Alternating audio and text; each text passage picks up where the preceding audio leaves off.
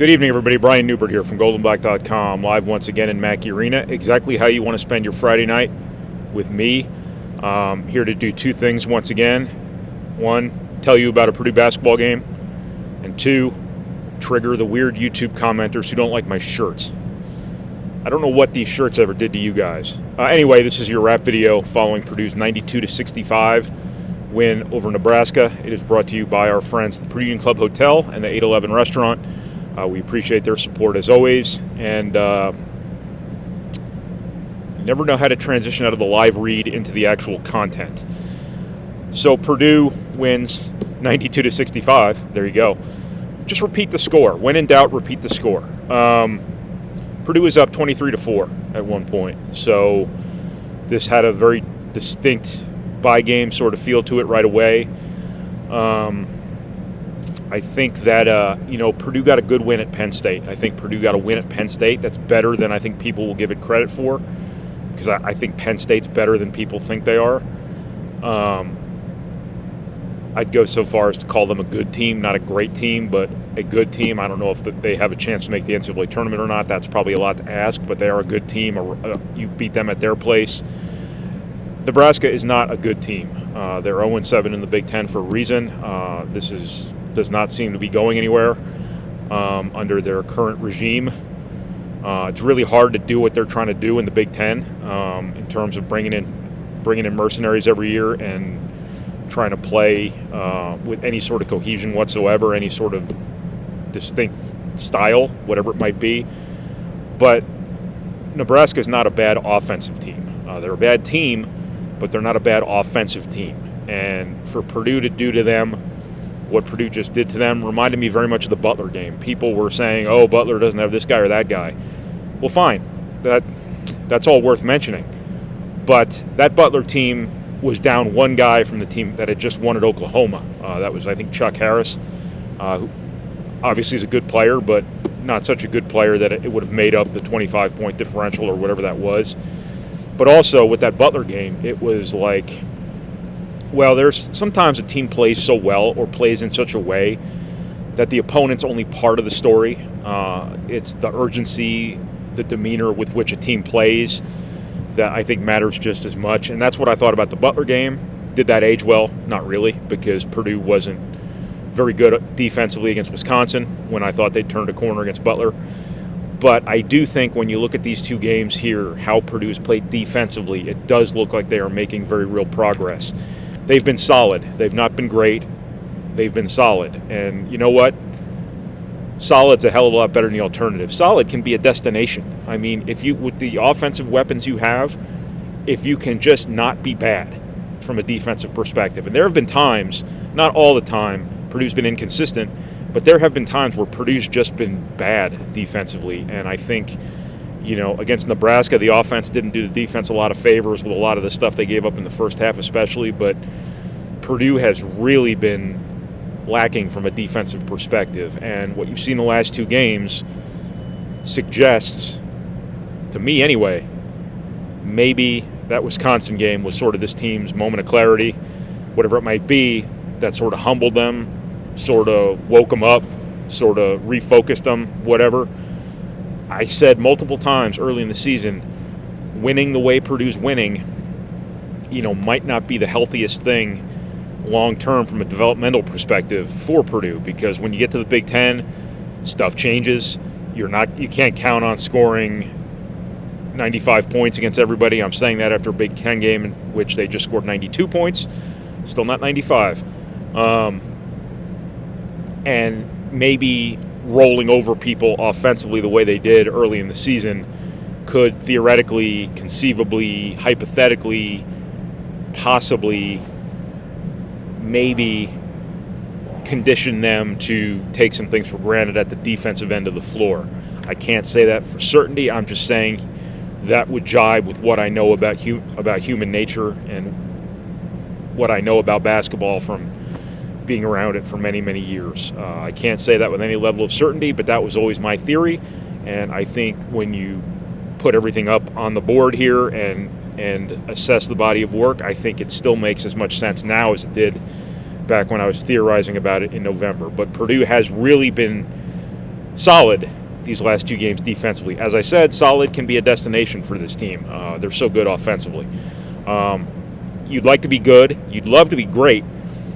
But it is January 14th, and Purdue has been neither good nor great this season. Solid is going to have to do at this point. You can still continue getting better for sure, and the indicators are Purdue is right now.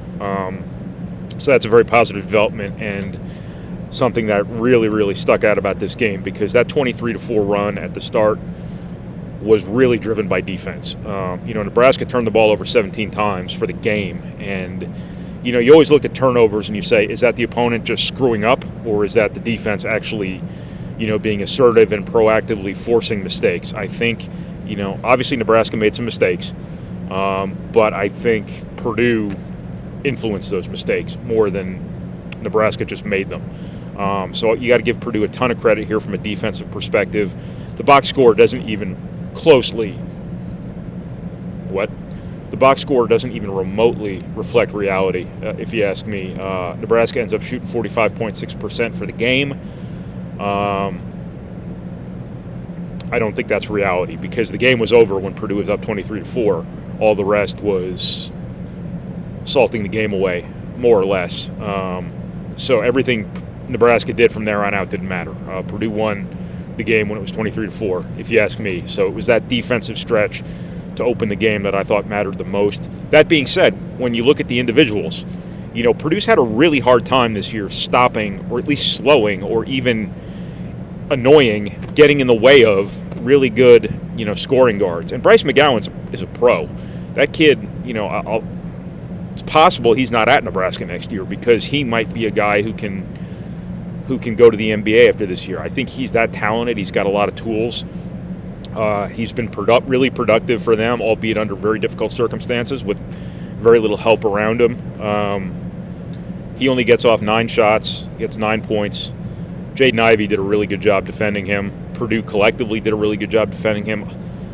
Alonzo Verge, who was good enough to go to Arizona at a high school, if I recall correctly, only gets 10 points. He'd been playing, at least producing. I can't say anybody's really been playing well when Nebraska loses every game they play in the Big Ten, but he'd been really productive, and he is very talented, and he didn't, outside of a stretch where I think he had 5 points in a row, Purdue did a really good job on him.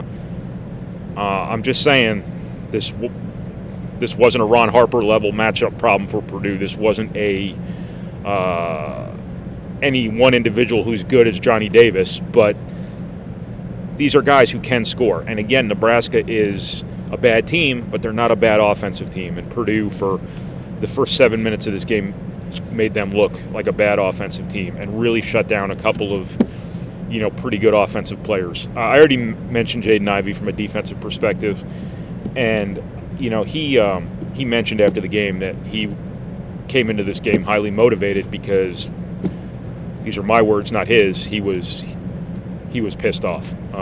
Now, the one thing I'll say about sports is we have the haters to thank for so much of the athletic performance that we all observe, we all enjoy, whatever it might be, because without the haters, I'm not sure what motivation athletes would have. He clearly took in some criticism from, I can only imagine, Twitter and other such cesspools. And it motivated him. And, he came out in the post-game press conference, seemed to make special mention of that. And, pissed off Jaden Ivey is a good look for Purdue, because these last 2 games, he has been the Jaden Ivey that you came to appreciate, during the early portion of the season from an offensive perspective, the one that has NBA people drooling, but also a guy who is becoming that two-way player that, Purdue has desperately hoped he would become. The 2 guys who could really have been the solution for Purdue defensively, the guys who could lead it anyway, I think were Jaden Ivey and Trevion Williams. And I think the last 2 games, you've seen Jaden Ivey really, really kind of realize that, really sort of refocus himself, really, really kind of dial in from a defensive perspective. And he did a really good job on Pickett at Penn State when he was on him. He had one of his best games defensively at Penn State, one breakdown aside. If you watch the game, you know which one I'm talking about, but it doesn't matter anymore. He did a really good job head-to-head against Bryce McGowan's today. He doesn't seem like the guy anymore who's, got the proverbial siren over his head where people are going after him. They're trying to back cut him, whatever it might be. Perhaps the Nebraska game, perhaps the Wisconsin game. I got my red uniforms mixed up. Perhaps that's one of the little silver linings that might have come out of the Wisconsin game, was if this kind of nudged him in the direction Purdue has really needed him to go in. Hey, great, Purdue's better off because of it. I thought in the preseason, some of Purdue's coaches made some very pointed remarks about Ivey and talking about how he could be one of the best two-way players in the country. Looking back on it now, I think that they were probably, prodding him through me or through the media, through publicity, whatever you want to call it, to try to bring that out of him. And I think you're starting to see it now. And if this becomes, I say this after every game, if this becomes his standard, Purdue's going to be a much better defensive team because of it. And if Purdue's a much better defensive team, Purdue's a much better team. And it's just a couple weeks ago, this was the number one team in the country. So when you're looking at a team like this, who's already got everything going for it this team has going for it, when you talk about them having upside to get better, if they get better, think of what they're capable of being. I know everybody wanted them to just roll over everybody this season. I'm not sure that was ever going to be reality, even when Purdue was winning the way they were winning in November and December. But I do think Purdue's moving in a very positive direction right now. The other thing that I think, from an individual perspective, that I think seems to me anyway, like it has been clicking for Purdue since the Wisconsin game was, Ross-Ade earlier in the year, the one issue he was having, I always thought maybe it had something to do with him feeling out the officiating, whatever it might be, but he did get off to slow starts to games. And that's a big part of the reason why Matt Painter went back to Travion Williams in the starting five. I thought against Wisconsin, obviously he didn't get off to the greatest start. When he came in off the bench for Travion Williams, he came in the post-game press conference afterwards, and to his credit, didn't pull any punches about his own play, said, he wasn't tough enough, he wasn't physical enough, whatever it might be. Ever since that, I think he was good in that regard at Penn State against a pretty good big guy in John Harrar. He was really good tonight, all night, and including the very start of the game. So, as I always say, the starting point for Purdue is getting the ball inside, getting productivity on the interior, establishing that, pinning some fouls on people, wearing them out a little bit, seeing how opponents are going to defend that, and then playing off of that. And once you've determined what the conditions on the ground are going to be offensively, then you start kicking out for threes, then you start getting Jaden Ivey involved off the dribble. Then, the big guys are the rug that brings the whole room together, so to speak. I watched Big Lebowski on the flight back from Penn State, so my head is full of Jeffrey Lebowski quotes. So, not the older Jeffrey Lebowski, the dude. If Edey becomes, as a physical tone setter, the rest of the season, what Ivey, might be becoming as a defensive player here, you filled in a couple of massive areas of improvement for Purdue in terms of getting off to really good starts, but also having an improved defensive team too. So Purdue's trending really well in a number of ways right now. Obviously people are going to look at Penn State and Nebraska, one of which, may or may not be an NCAA tournament team. The other one is, the worst team in the Big Ten, and will probably couch their view of this game in that context. And that's fine. Purdue absolutely positively still has to prove it. They get their opportunity Monday at 11 a.m. Central Time, whatever time it is, at Illinois. I don't know how Illinois is doing against Michigan right now. They're up last I saw, but Illinois is obviously a team Purdue's going to have to beat to, get back in contention for a Big Ten title. I think everybody in the Big Ten is beatable, so I don't think anything's off the table at this point.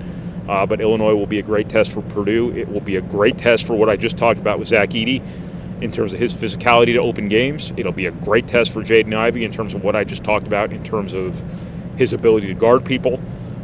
really lock down, individual matchups. It'll be a really good test for what I just talked about in terms of Purdue's cohesiveness and discipline and attention to detail from a defensive perspective. It'll just be a great test for Purdue all around. So I can say whatever I want about, what, a 100-point win over Nebraska on your home floor means, but it comes time now for Purdue to really, really prove itself against, some of the better teams in the Big Ten. You'll get Illinois at Illinois. You have to go to Indiana. That's obviously never an easy place to play. So we'll see where Purdue kind of goes from here. But that's kind of what I got here from Purdue's 92-65 win over Nebraska. Got nothing else. So thank you for watching. Thank you for reading. Thank you for listening. And thank you for processing our materials, however it is you process our materials. I will talk to you again Monday from State Farm Center, Illinois. Now, they do kick me out 2 hours after the game, so my rap video might be very short, or it might be done from like a Denny's or something. I don't know. But definitely have one after that. Thank you to the Purdue Union Club Hotel and the 811 Restaurant for your continued support of this funny little endeavor we do, and I hope everyone has a great rest of your Friday night. Be safe.